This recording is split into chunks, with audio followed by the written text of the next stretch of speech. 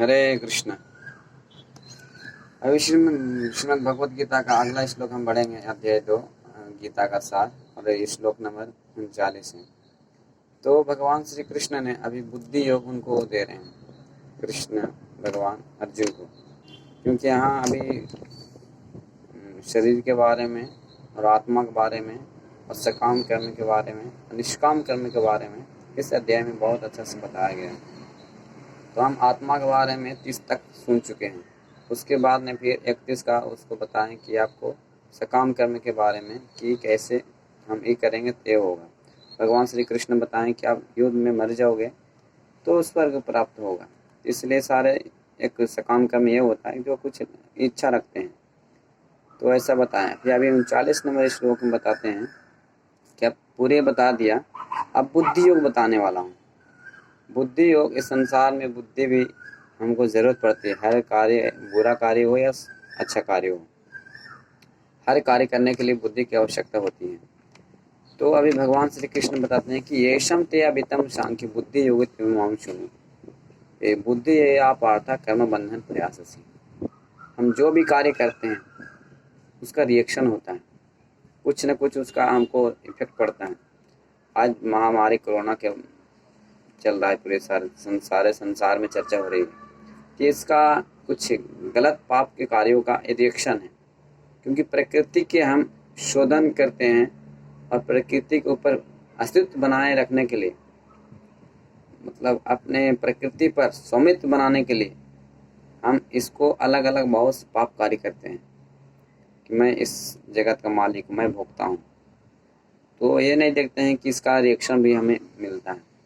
तो हर कार्य करने के रिएक्शन मिलते हैं, लेकिन भगवान एक ऐसा बुद्धि प्रदान करेंगे अर्जुन को कि आप उस कार्य करोगे लेकिन आपको रिएक्शन नहीं मिलेगा।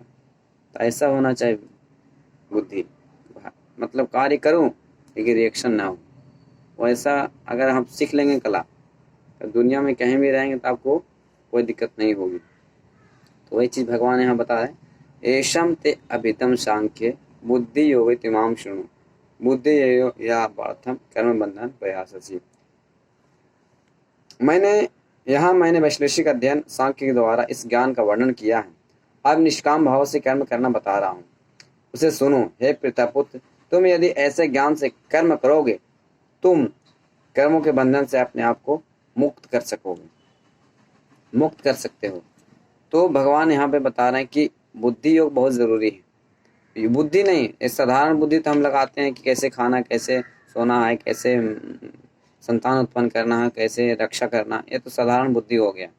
फिर भी बुद्धि की जरूरत पड़ती है, लेकिन भगवान बताते हैं बुद्धि योगम, और वो कैसा बुद्धि जो हम उसका रिएक्शन न मिले, ऐसा बुद्धि संसार में बहुत ज़रूरी है।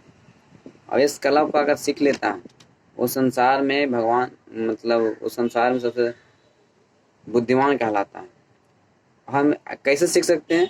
भगवान द्वारा, भगवान से दिया हुआ जो ज्ञान है, उनके शिष्यों के शिष्य गुरु परंपरा से जो ज्ञान दिया जा रहा है। भगवान दिए ब्रह्मा से नारद, नारद से व्यासदेव, व्यासदेव से मध्वाचार्य से परंपरा आया है। इस ज्ञान को हम रिसीव करेंगे, हम अचीव करेंगे और रखेंगे। इस बुद्धि से हम इस संसार में रहेंगे।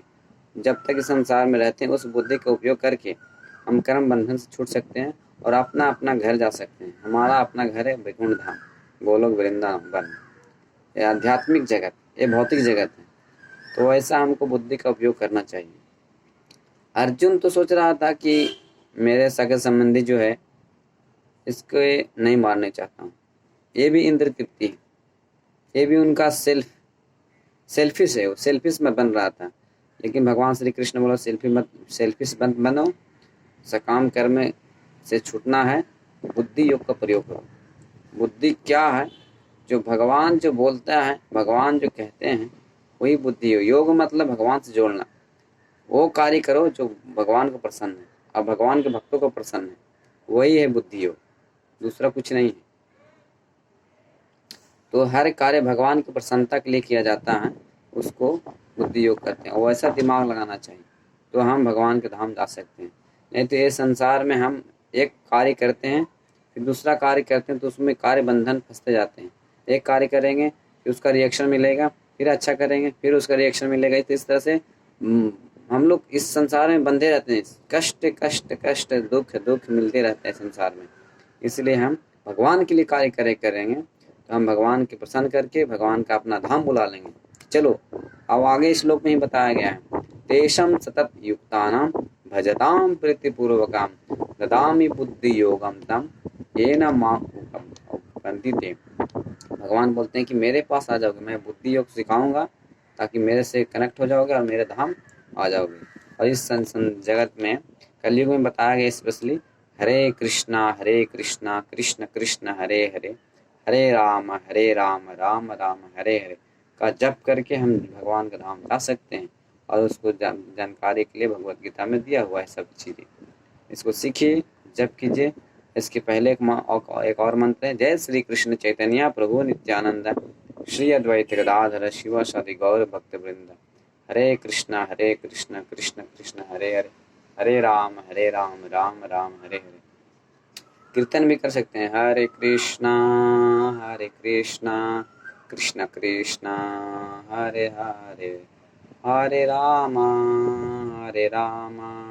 राम राम हरे हरे। ऐसा कीर्तन भी करके अब जैसा हो भगवान का जप करना, भगवान कीर्तन करना, भगवान के बारे में सुनना, भगवान के लिए कार्य करना, तो हम इस कर्म बंधन से छूट पाएंगे। हरे कृष्णा।